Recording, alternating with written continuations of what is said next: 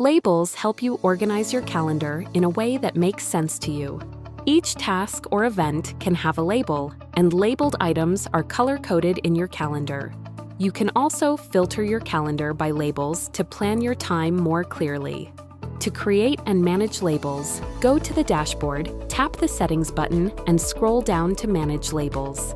Add a label name, choose a color, and tap Add Label. Your label appears in the list, and you can delete it anytime if you no longer need it.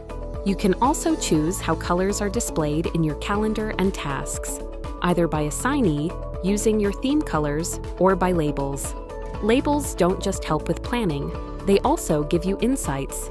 In your statistics, you can see time allocation per label and understand which areas of your life take most of your time and which ones need more focus.